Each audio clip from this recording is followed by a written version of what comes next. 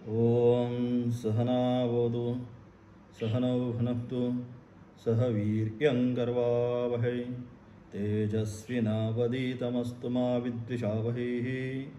ओम शांती शांती शांती।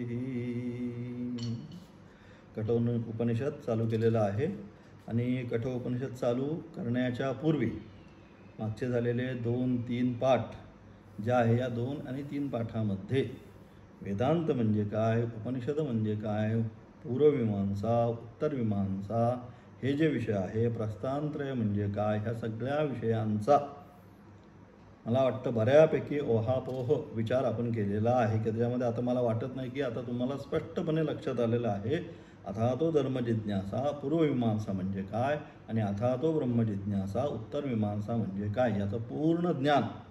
त्यासाठी आपण मागचे 2-3 पाठामध्ये अगदी व्यवस्थित विस्तृत वर्णन त्याचं केलेलं आहे.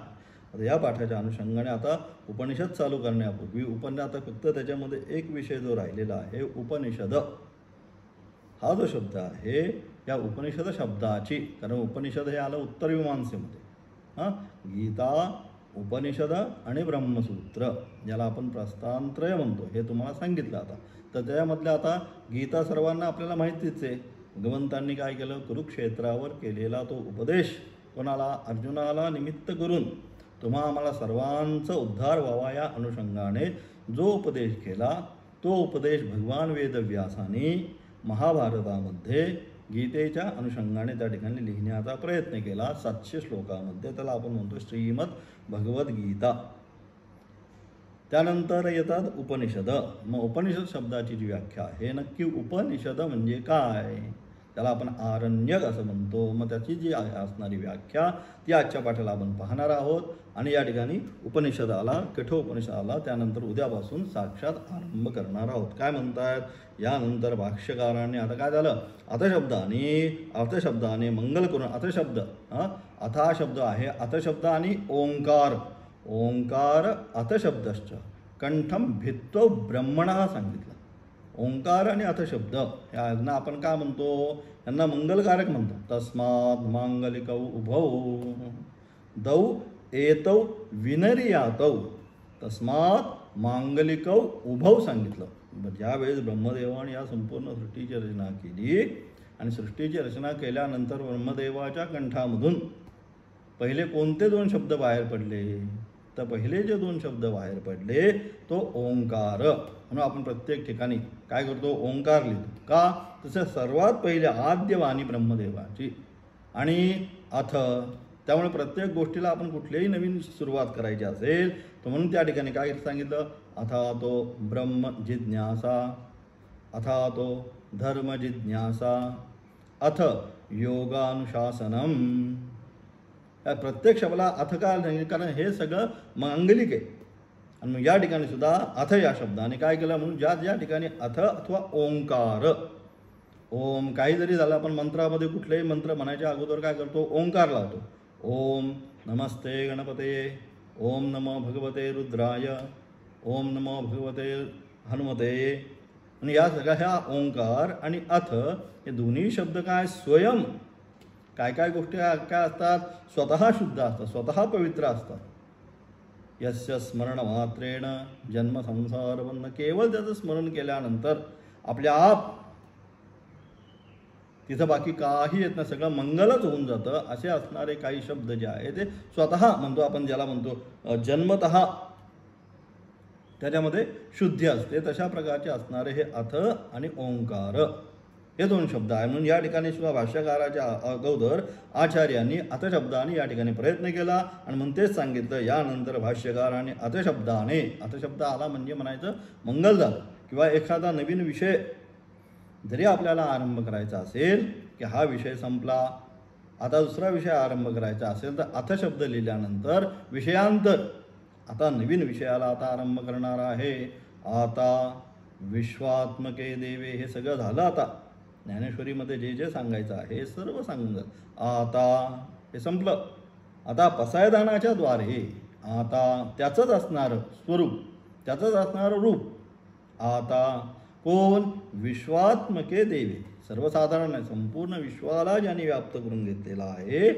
सहस्रशीर्षः पुरुषः सहस्राक्ष सहस्रपाद असा असणारा जो परमेश्वर आहे, त्या परमेश्वराकडे आता मला जे पाहिजे ते मी आता मागत आहे. अशा अनुषंगाने अथशब्द आणि ओंकार हे दोन काय आहे, हे मंगलकारक आहे, स्वयं मंगलकारक. यांच्यासाठी दुसरं मंगल करण्याची गरज नाही. म्हणून प्रत्येक शब्दाच्या प्रत्येक मंत्राच्या नवीन विषय आरंभ करण्याच्या अगोदर आपण अथ अथवा ओंकार ह्या शब्दाचा प्रयोग करतो. अलग लक्षात का लिहिला जातो अथ अथवा का आपण ओंकार करतो? स्वयमेव मंगल. त्याच्यासाठी दुसरं काहीतरी करायची गरज नाही, ते स्वतःच आहे. जशी तुलसी गंगाजल हे काय स्वतः पवित्र आहे, त्यांना पुन्हा पवित्र करण्याची गरज नाही की त्याला गंगाजलाला मी पवित्र करतो. गंगाजलाला पुन्हा पवित्र नाही करायचं, ते स्वतःच आहे पवित्र, त्यांनी दुसऱ्याला पवित्र करायचं. तुलसी स्वतः पवित्र आहे. अशा ज्या काही काही वस्तू आहेत त्या स्वतः सिद्ध ज्याला आपण म्हणतो, स्वतः पवित्र असतात, त्याला दुसरं. तसं या ठिकाणी अथ आणि कोणता ओंकार स्वयमेव मंगल स्वरूप असल्यामुळे त्याला पुन्हा दुसरं काढण्याची गरज नाही. आणि म्हणून कुठल्याही ग्रंथाच्या आरंभी शास्त्र परंपरेमध्ये कोणताही ग्रंथ आरंभ करण्याच्या अगोदर काय करतात? अथ अथवा ओंकार. ओम नमोजी आद्या वेद प्रतिपाद्या जय जय सुसंवेद्या आत्मरूपा. ओम काढला त्या ठिकाणी. माऊलींनी सुद्धा आता ज्ञानेश्वरीच्या आरंभी कोणता शब्द घेतला? ओम नमोजी आद्या. सगळ्या संपूर्ण सृष्टीच्या आरंभी कोण आहे? हाच ओंकार आहे. आणि मग आता आपण सुद्धा आता नासा वगैरे सगळ्यांनी काय केलं? आपल्याला काय झालं आहे? तुझं आहे तुझं पाशी परी जागा विसरलाशी, तसं आपल्याला सगळं झालं. सगळं आपल्या शास्त्रामध्ये सगळ्या गोष्टी जिथल्या तिथं सायंटिफिकपणे सांगितल्या, पण आम्हाला दुसरी लोक सांगायला लागतात. आता त्यांनी आम्हाला सांगितलं की या संपूर्ण सृष्टीची जी सूर्याची जी किरणं आहेत, ज्या झळा आहेत, त्याच्यामधनं अव्याहत जो नाद असतो, एक प्रकारचा आवाज जो आहे तो कोणता आहे? तो ओंकार ध्वनी आहे. हे आता त्यांनी सिद्ध केल्यानंतर आपण मानतो, पण आमच्याकडे अगोदरच सांगितलंय. पण माऊलींनी सुद्धा त्या ठिकाणी सुद्धा काय पहिल्यांदा ओंकार आणि सुरुवात ओम नमोजी आद्या. हा संपूर्ण सृष्टीचा आदी जो आहे हा ओंकारच आहे, त्याच्यापासूनच. आणि म्हणून या ठिकाणी सुद्धा अशा प्रकारे काय अथ आणि ओंकार शब्दांनी, इथं सुद्धा आचार्यांनी अथ शब्दांनी या ग्रंथाला किंवा भाष्याचा आरंभ अथशब्दांनी केला. कठोपनिषदाचे म्हणजे काय? कठोपनिषद वल्लीचे, ज्याच्यामध्ये 6 वल्ली सांगितल्या, 2 अध्याय, त्या 2 अध्यायामध्ये 3-3 अशा 6 वल्ली, त्याच्या अनुषंगाने अनेक त्यामध्ये मंत्र सुंदर सुंदर त्यांनी दिलेले आहेत. व्याख्यान करण्याचे प्रयोजन काय याविषयी प्रतिज्ञा केली आहे यम आणि नचिकेत. त्याची आता तुम्हाला गोष्ट सांगितली मागच्या पाठामध्ये. कोण आहे यम? काय हे असणारे ब्रह्मविद्या कुणाला देतोय? नचिकेत असणारा उत्तम कोण आहे? अतिशय योग्य शिष्य आहे, आणि म्हणून त्याला ही असणारी विद्या देतो. कारण त्या दिवशी त्या ठिकाणी नचिकेत 3रा वर मागितल्यानंतर ब्रह्मविद्येसंबंधी सांगा.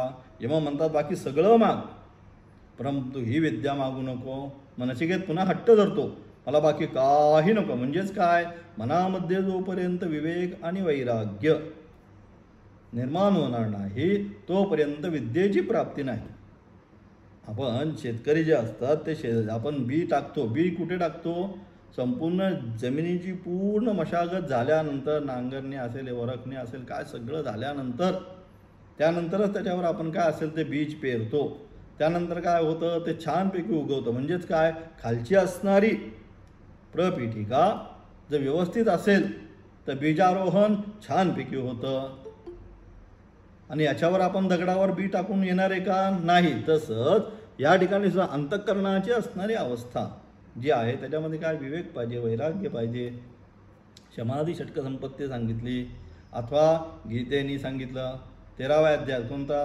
अमानित्व आदी गुण पाहिजे. अमानित्व अधंबित्व, ज्याला पुन्हा गीतेमध्ये 16व्या अध्यायामध्ये काय सांगितलं? अभयम सदैवी गुणसंपत्ती जी आहे, दैवी गुणसंपत्ती पाहिजे अंतःकरणामध्ये.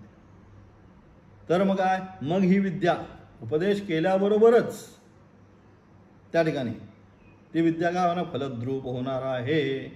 नाही तर मग काय लोका सांगे अथवा पालथ्या आपण म्हणतो मराठीमध्ये काय पालथ्या घड्यावर पाणी कितीही सांगत बसलं कितीही सांगितलं बसलं परंतु अंतःकरणाचीच जर वृत्ती नसेल अंतःकरणामध्ये काम क्रोध लोभ मोह मत्सर हे सगळे जर असतील षड रिपू भरभरून वाहत असतील अंतःकरणामध्ये तर तो उपदेश ते अंतःकरण ग्रहण करणार नाही. आणि म्हणून अशा प्रकारे ज्याचं अंतःकरण नचिकेतासारखं काय झालंय सगळं विवेक वैराग्य समाधी षटक संपत्ती मुमुक्षुत्व या सगळ्या गोष्टींनी परिपूर्ण झालेला आहे असा जो शिष्य आहे त्या शिष्याला मग बाकी काही करायचं नाही फक्त उपदेश मात्र करायचा.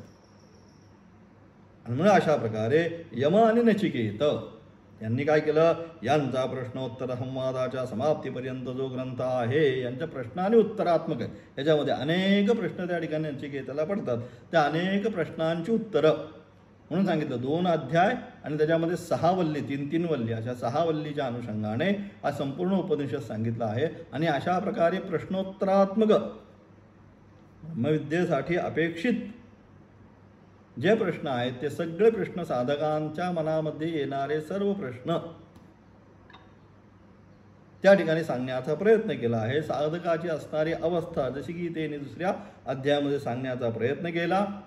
स्थितप्रज्ञस्य का भाषा म्हणून ते काय सांगितलं अर्जुन विचारतोय स्थितप्रज्ञ असा जो ज्ञानी आहे तो ज्ञानी त्याची लक्षणं काय गीतेच्या दुसऱ्या अध्यायामध्ये सांगितल्यानंतर त्याची असणारी संपूर्ण लक्षणं मग भगवंत सांगतात प्रजहाती यदा कामान सर्वान पार्थ मनोगतान. ही लक्षणं कोणासाठी सांगितली तर ही लक्षणं ज्याला ज्ञानप्राप्ती करून घ्यायची आहे जो साधक आहे त्या साधकामध्ये ही सगळी लक्षणं पाहिजेत.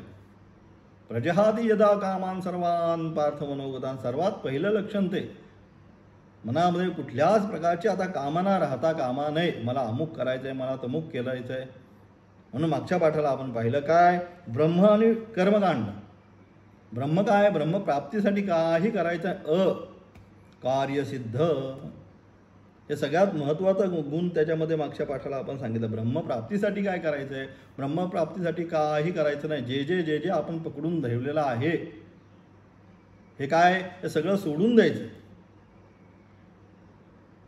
हेच करायचं आहे ब्रह्मप्राप्तीसाठी. दुसरं काय म्हणा ब्रह्मप्राप्तीसाठी मी अमुक करतो मी तमुक करतो केलं की काय केलं की बंधनाला कर्म केलं की कर्माचं फळ कर्मफल मग काही म्हणून सांगितलं त्या ठिकाणी काय प्रजहाती यदा कामान सर्वान पार्थ मनोगता.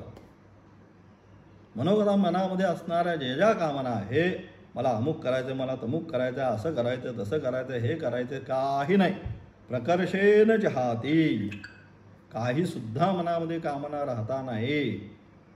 असं ज्यावेळेस मन होईल आत्मन्नेवात्मना तिष्ठः केवळ स्वतःमध्येच. आता काय झालं तो एकांते सुखमाप्स्यताम परतरे चेतस समाधीयताम. शास्त्र म्हणतो की एकदा मनामध्ये विवेक वैराग्य निर्माण झाले समाधी षटक संपत्ती निर्माण झाली आपण आपली परीक्षा कशी घ्यायची तर आपण आपली परीक्षा अशीच घ्यायची की त्याला काय लोक जे आहे लोकसंग्रहापासून तो दूर जायला आरंभ होतो.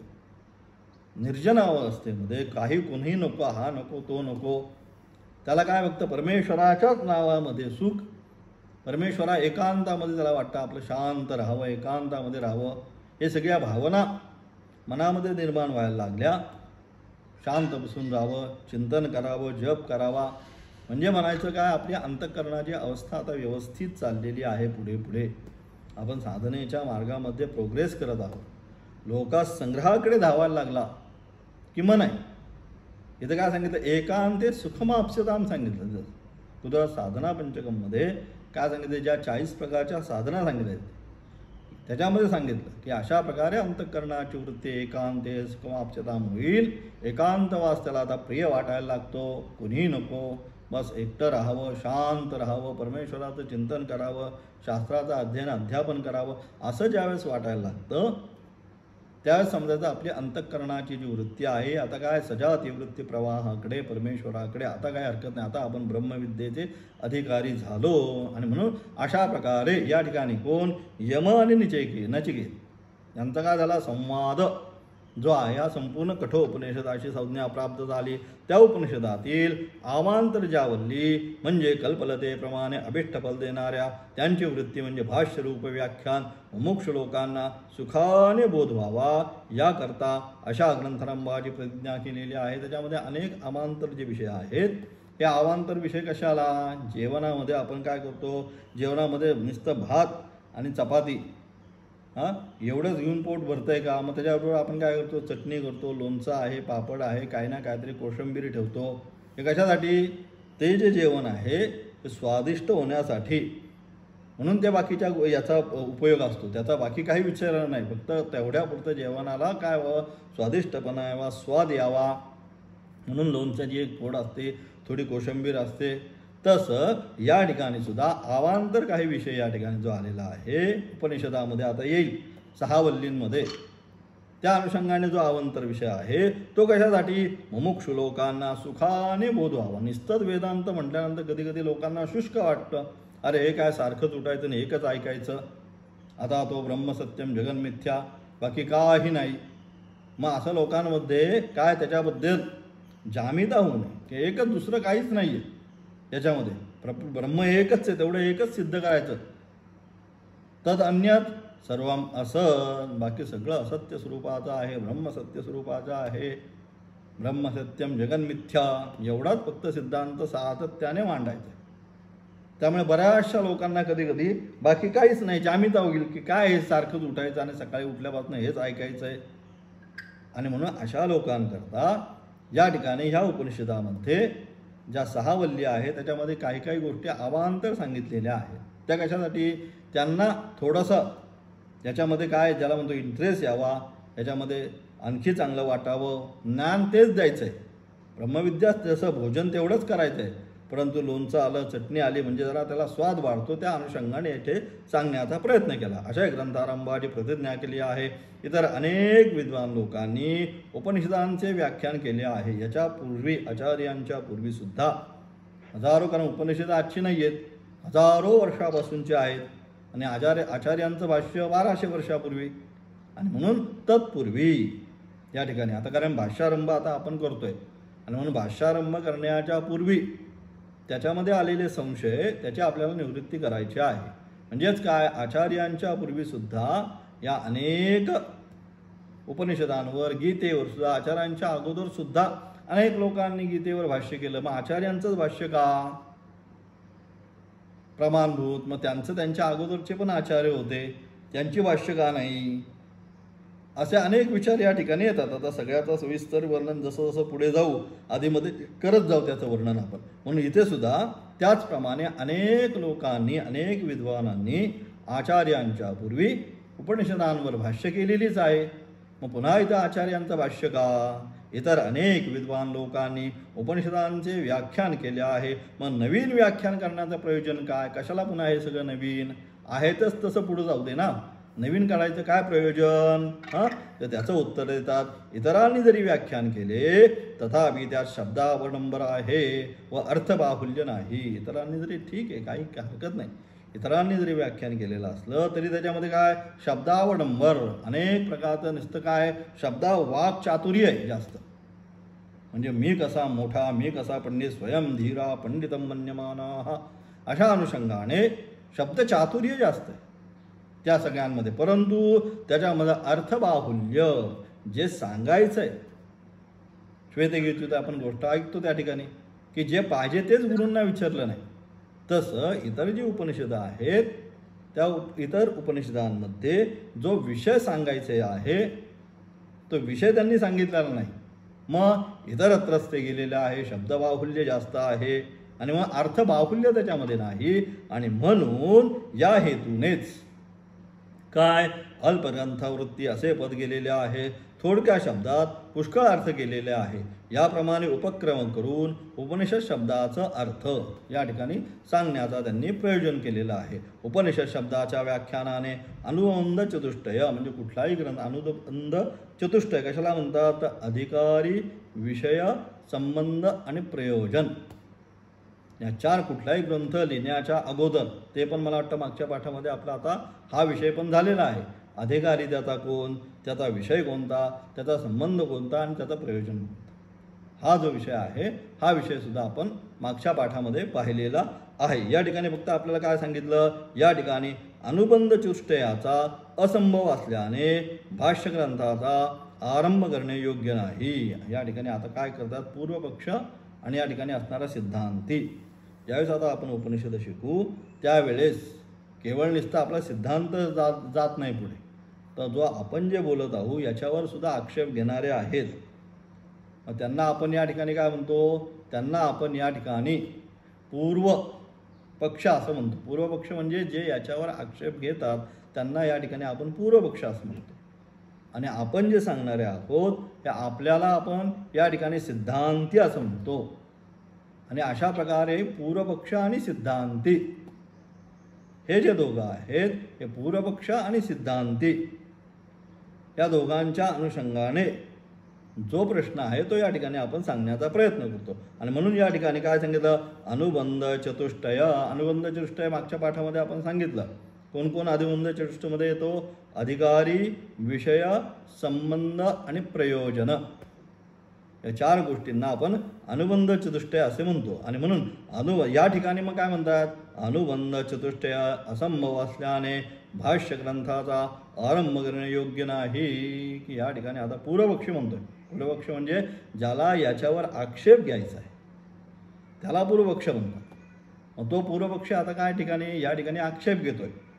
आता काय झालं, पूर्वपक्ष आणि सिद्धांत, प्रश्न उत्तरात्मक चर्चा ज्याला म्हणतो, ही प्रश्न आणि उत्तरात्मक चर्चा या ठिकाणी आता आरंभ झाली. त्यामध्ये प्रश्न आणि उत्तरात्मक चर्चेमध्ये पूर्वपक्षी जो आहे, ज्याला याच्यावर आक्षेप घ्यायचा आहे, तो काय म्हणतोय आता, तो म्हणतोय काय, भाष्यग्रंथाचा आरंभ करणे योग्य नाही. कारण का, अनुबंध चतुष्टय सिद्ध होत नाही. तुम्ही जे अनुबंध चतुष्ट घालून दिलेले आहेत ते अनुबंध चतुष्टय सिद्ध होत नसल्यामुळे या ठिकाणी हा जो ग्रंथ तुम्ही आता लिहिण्यास घेतलेला आहे, हा ग्रंथ लिहिण्याची या ठिकाणी आता गरज नाही. आणि म्हणून अनुबंध चतुष्टय असंभव असल्याने भाष्यग्रंथाचा आरंभ करणं योग्य नाही. का अनुबंध चतुष्टय सिद्ध होत नाही, त्याचं कारण पुन्हा या ठिकाणी सांगतात.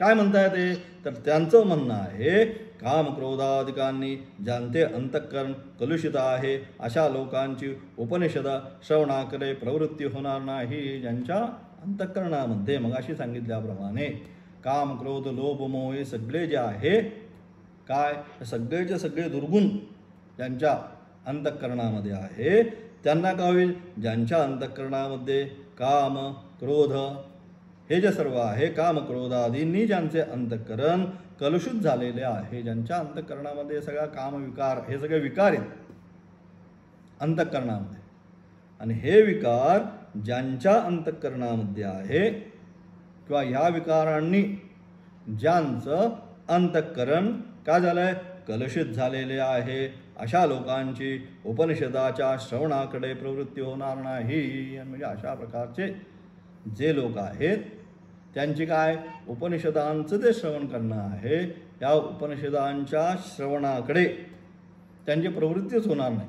अलग लक्षात, कारण का, मनामध्ये सगळे कामक्रोधादी विकार असल्यामुळे त्यांची या ठिकाणी आम्ही उपनिषद शिकावं ही जी प्रवृत्ती आहे, ही प्रवृत्ती त्यांची त्या ठिकाणी होणार नाही. आणि म्हणून श्रवणाकडे प्रवृत्ती होणार नाही. आणि म्हणून काय, विवेक, वैराग्य आदी साधन संपन्न असा अधिकारी मिळणंच अशक्य आहे. आणि म्हणून या ठिकाणी त्या प्रकारचा जो अधिकारी आहे तो अधिकारी मिळणं सुद्धा काय आहे, अत्यंत अशक्य आहे. आणि म्हणून अधिकारी दुर्लभ असल्यामुळे कर्तृत्वादी संसारिक धर्माने युक्त असलेल्या जीवास उपनिषद वाक्याने असंसारी ब्रह्मस्वरूप प्रतिपादन करणे अशक्य आहे. ज्या लोकांना संसारच आहे, संसारी लोकांना काय संसारच सत्य वाटतो, त्यांना आपण कितीही सांगण्याचा प्रयत्न केला, संसाराच्या व्यतिरिक्त अमुक परमात्मा आहे, परब्रह्मतत्व आहे, ईश्वर आहे, ते तेवढ्यापुरतं ते ऐकतात.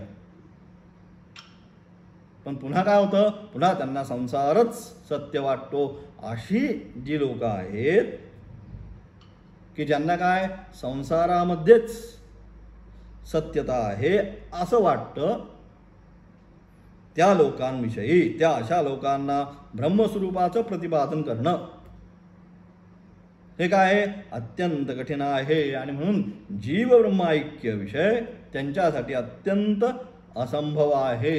त्यांच्या डोक्यामध्ये हा विषयच बसत नाही. जीव त्यांना संसारामध्ये जेवढी आसक्ती आहे की संसाराच्या व्यतिरिक्त दुसरी कोणतीही गोष्ट त्यांना आपण सांगायला गेलो हे असं होतं का, जीव ब्रह्म होऊ शकतो का, अशा प्रकारे त्या ठिकाणी प्रश्न घेऊन त्यांचं या शास्त्रावर श्रद्धा आणि विश्वासच निर्माण होत नाही. आणि म्हणून जीव ब्रह्म ऐक्य विषय त्यांच्यासाठी संभवत नाही. आणि त्यामुळे काय होतं, प्रयोजनही संभवत नाही. संसाररूपी बंध सत्य आहे, त्या बंधाची निवृत्ती तत्त्वज्ञानाने होणार नाही हे त्यांच्या बुद्धीवर स्पष्ट झालेलं आहे. काय स्पष्ट झालेलं आहे की संसार कसा आहे, संसाररूपी बंधन जे आहे हे संसाररूपी बंधन कसं आहे, हे संसाररूपी बंधन सत्य आहे. या बंधनातून मी बाहेरच पडू शकत नाही. ही काय झालेली, ही बुद्धीची धारणा झाली.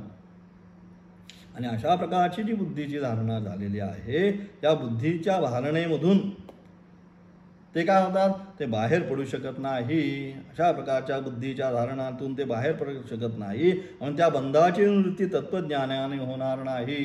म्हणजे कितीही काही त्यांना सांगण्याचा प्रयत्न केला आपण की नाही, हा संसार असा आहे, असत्य रूप आहे, या दुःखालयम अशाश्वतम सांगितलंय गीतेने. या संसाराला हे दुःखाचं आलय आहे, अशाश्वत स्वरूपाचा आहे, यातनं काही प्राप्त होणार नाही. हे कितीही आपण त्यांना सांगण्याचा प्रयत्न केला तर ते जे आहे ते काय पुन्हा तेवढं झाल्यानंतर काय करतात, पुन्हा सगळं झालं, प्रवचन कीर्तन पाठ सगळा झाला की पुन्हा त्यांची जी वृत्ती आहे ही वृत्ती कोणाकडे जाते, संसाराकडेच जाते. कितीही त्यांना सांगितलं तरी पुन्हा संसारच त्यांना सत्य वाटायला लागतो. कारण मूल काय, मूल वरचं कारण काय, अधिकारित्व त्यांच्यामध्ये अजून संपन्न झालेलं नाही. आणि म्हणून ते काय करतात, तत्त्वज्ञानाने होणार नाही. तत्त्वज्ञान हे मिथ्या पदार्थास निवर्तक असते. जसे शुक्ती रूप्यादी ठिकाणी दृष्ट आहे त्याप्रमाणे तत्त्वज्ञानाने काय होतं, तत्त्वज्ञान कोणासाठी, तत्त्वज्ञान म्हणतात जे मिथ्या स्वरूपाचं आहे, ज्याचा जसं शुक्तीवर, शुक्ती म्हणजे शिंपल्यावर आपण काय म्हणतो, रजत भासतं त्या ठिकाणी. आता हे सगळं जे शब्द आहेत तुम्हाला, हे सगळे शब्द आता नवीन आहे, त्यामुळे आता थोडंसं तुम्हाला हे कठीण झालं. आता जुन्या विद्यार्थ्यांना हे सातत्याने आलं आहे. हे वेदांत शास्त्रामध्ये सगळे शब्द आता तुम्हाला जरा परिपाठ पाडायला वेळ लागेल. आता हा विषय म्हणून थोडासा कठीण वाटेल तुम्हाला. म्हणून मिथ्या ज्ञानाचा भ्रमण कुठे, तो रजत जे आहे, शुक्ती म्हणजे शिंपल्यावर प्रकाश पडल्यानंतर काय होतं, तो शिंपला चमकतो म्हणजे तिथं चांदी पडलेली आहे असा भास होतो. सत्य आहे का, सत्य नाही. परंतु इथं तसं आहे का, इथं संसार त्यांना सत्य वाटतोय. पण तो विषय या ठिकाणी आपण मांडू शकत नाही. आणि म्हणून प्रयोजनही सिद्ध होत नाही. ब्रह्म हे जाती गुण कर्म इत्यादी ज्ञानाने रहित असाने त्या ठिकाणी उपनिषद रूप जे प्रमाण त्याची प्रवृत्ती होत नाही, म्हणून संबंध संभवत नाही. आणि म्हणून ब्रह्म कसं आहे, ब्रह्म निर्गुण निराकार सांगितलं. त्याच्यामध्ये कोणतीही जाती कर्म गुण हे नसल्यामुळे, आणि हे सगळं कुठे संसारामध्ये सगळं दिसतं आणि ब्रह्मामध्ये काहीच नाही. आणि म्हणून त्या ब्रह्माने या संसाराची निवृत्ती होईल असं सांगू शकत नाही, असा कोण, हा पूर्वपक्ष म्हणतो. आता त्याचं उत्तर या ठिकाणी सिद्धांती म्हणजे आचार्य या ठिकाणी काय, उपनिषद शब्दाची व्याख्या जी आहे ते उपनिषद शब्दाची व्याख्या करून हे आत्ता जो काही हा विषय सगळा मांडलेला आहे या सगळ्याचं काय करतात, सगळं समूल उच्चाटन पुन्हा या ठिकाणी करण्याचा प्रयत्न करतात. आता हे सगळा जो वर्ग आहे हा सगळा पुन्हा एकदा, आता हे सगळा जो टेक्निकली विषय आला हा तुम्हाला सगळा नवीन विषय, त्यामुळे एकदा पुन्हा सगळा विषय याला आला, व्हिडिओ आला ग्रुपला की एकदा तुम्ही संपूर्ण विषय ऐकायचा प्रयत्न करा. का आता हे सगळं तुमचा थोडासा नवीन शब्द नवीन हे यायला बुद्धीवर वेळ लागेल थोडासा, त्यामुळे एकदा दोनदा सगळं वाचण्याचा पुन्हा प्रयत्न करा. उद्याच्या पाठाला आपण उपनिषद शब्दाची व्याख्या करणार आहोत. ओम